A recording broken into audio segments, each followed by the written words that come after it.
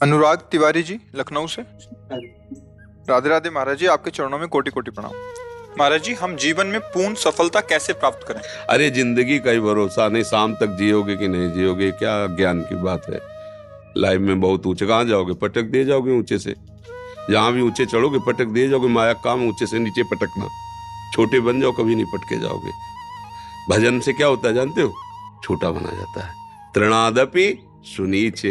अब कोई पटक के दिखावे, मान लो आप सीधे चित्त पड़े हो, अब सब कौन चित्त करेगा? पहले चित्त राधा राधा राधा, आराम से सो जाओ। अब तो तुम्हारी इच्छा है कि हम ऊंची पर चढ़े, तो फिर बहुत अच्छी पकड़ होनी चाहिए, नहीं फिसल गए तो गिरोगे, हड्डी हड्डी टूट जाएगी। ये ऊंचाई की चाह ही मतलब उसको नष्ट कर देती है।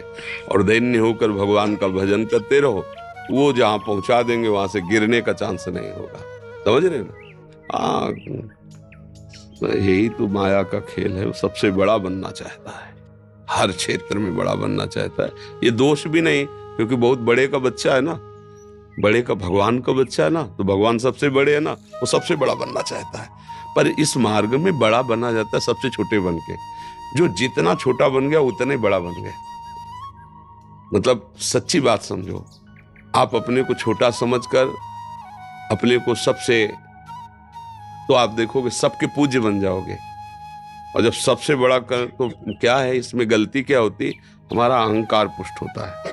वो अहंकार का काम है नाश करना, पतन करना। ये बड़ा कष्टदायक अहंकार है। तो हम लोग समझ नहीं पाते, दुश्मन को सपोर्ट करते हैं, वही हमें मार देता है। दैन्य होने से क्या है? अहंकार नष्ट होता है। जहां अहंकार नष्ट हुआ तो भगवान की कृपा का पात्र बन गया, फिर सर्वमंगल हो जाता है। बात ऐसी है बच्चा। भगवान से ये प्रार्थना करो कि आप जैसा भी बनाओ, जो भी बनाओ, आप अपना बना लो। सबसे बड़ा पद है भगवान का दासत्व। हम किसके हैं? भगवान के हैं। तो माया किनके? भगवान के। तो जो अंग रक्षक खड़े होते हैं वो सब चेक वाले खड़े होते हैं। सरकारी तो है ना, और सरकारी बिल्ला लगा हो वो सलूट मारेगा, चेकिंग की जरूरत नहीं है। उसके साथ जो उसकी भी चेकिंग की जरूरत नहीं, वो एक बस इतना कहने की जरूरत, ये बात है। हाँ, पर उसका जहां जिससे मिलने जा रहा है, अंगरक्षक को पता है कि हाँ बहुत मिलता जुलता बैठता है, तब कहने मात्र से नहीं होगा। ऐसे ही जब आप भगवान से मिलते जुलते हो तो माया फिर चेकिंग बंद कर देगी। आप फिर आप जिनको चाहो ले जा सकते हो। संत जनों के पास जो जुड़ते ना, संत जन डिब्बा हैं, अगर कनेक्शन हटा दो तो डिब्बा चलेगा क्या? इंजन है आचार्य भगवान, पर इंजन में इतने लोग नहीं पार होते जितने डिब्बा में पार हो जाते हैं। इंजन में 2-4 लोग बैठते होंगे और डिब्बा में सैकड़ों बैठते हैं, और पावर डिब्बा में बिल्कुल कुछ नहीं है। अगर कनेक्शन इंजन से कर तो वही खड़ा रहेगा, नहीं खड़ा रहे, लेकिन इंजन से ज्यादा लोगों को वो यात्रा तय कराता है डिब्बा। और डिब्बा का प्रधान कार्य क्या होता है? इंजन से कनेक्शन बनाए रखना। इंजन है भगवान और हम सब है डिब्बा, है ना। और जब उनसे कनेक्शन है तो पार हो गए। अगर उनसे कनेक्शन नहीं तो वहीं खड़े रहोगे, जहां से कनेक्शन हटा वहीं खड़े हो। तो अब हम लोग लौकिक उन्नति की तरफ दृष्टि रखते हैं, तो लौकिक उन्नति का परिणाम अंतिम बताओ। अंतिम परिणाम लौकिक उन्नति। सिकंदर जैसा बादशाह जब जा रहा था तो उसने यही कहा था, जब शरीर पूरा हो तो मेरे हाथ ऐसे खोल लेना।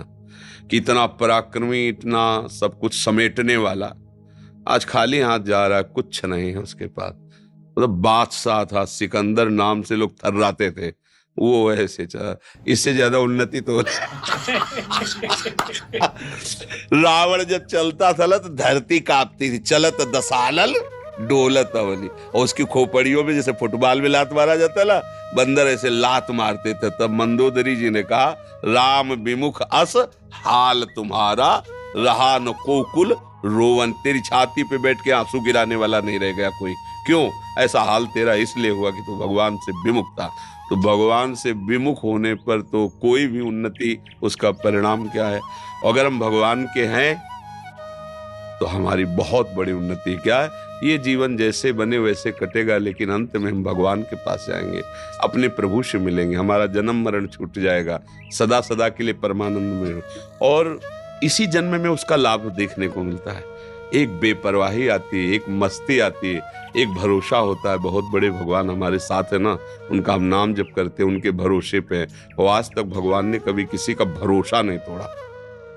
आश्चर्य में उसके जीवन में घटनाएं घटने लगती जो भगवान का भरोसा कर लेता है। एक बार भाई जी महाराज गीता वाटिका में थे तो तत्काल एक तार आया, गांधी जी के परिकर के उनके भतीजे आज सब वो गोरखपुर से निकल रहे थे, वो भूखे थे। तो उन्होंने भाई जी को तार से सूचना दी कि कुछ ही समय में हम स्टेशन पर पहुंचने वाले हैं, यदि हमारी भोजन व्यवस्था हो जाए तो हम मतलब अच्छा हो। भाई जी के पास तार पर भाई जी ने कहा कि 2500 लोगों का भोजन तत्काल, और भाई जी बड़े अकिंचन भाव से रहते थे, कैसे हो सकता, मतलब कैसे हो सकता है, तुरंत कोई ऐसा तो नहीं जादू करे। तो उनका जिनके भरोसे उन्होंने तार भेजा वही व्यवस्था करेंगे। चर्चा हो रही थी कि एक खड़खड़ा में सब बड़े बड़े पात्रों में खीर पुआ सब लदा हुआ आया। बोले भाई जी, किसी का नाम लिया सेठ का, उनके आज संत सेवा थी तो उनका पहले गीता वाटिका भेजो। तो पहले पहले सब आया है। बोले कितने आदमियों का है? बोले लगभग 50 आदमियों का है। बोले यही खड़खड़ ले चलो, स्टेशन ले चलो। वो उतरे बाद में भोजल वहां पहले पहुंच गया। ये क्या है? भगवान का भरोसा।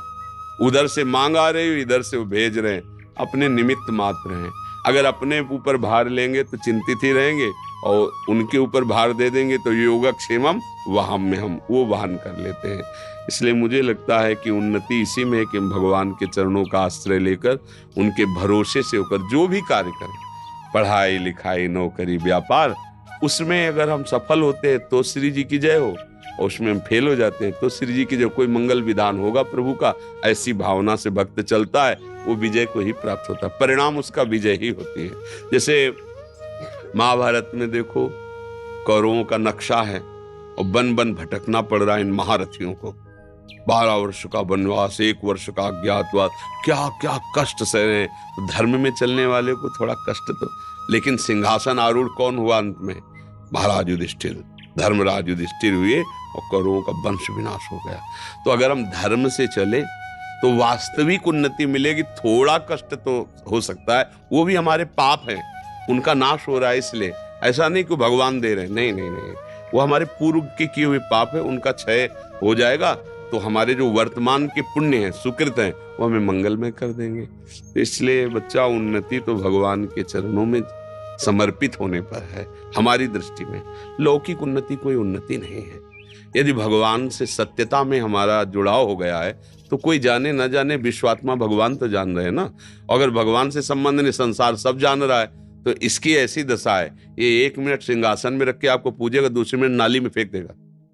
संसार का स्वरूप है? उसकी तो दृष्टि है नहीं, वो जैसा सुनता है, जैसा देखता है, वैसे ही करता है। तो वास्तविक है कि हम भगवान की शरण में वो उन्नति जब देंगे वो स्थायी होगी। तो हमें लगता है भगवान का भजन ही सबसे बड़ी उन्नति है।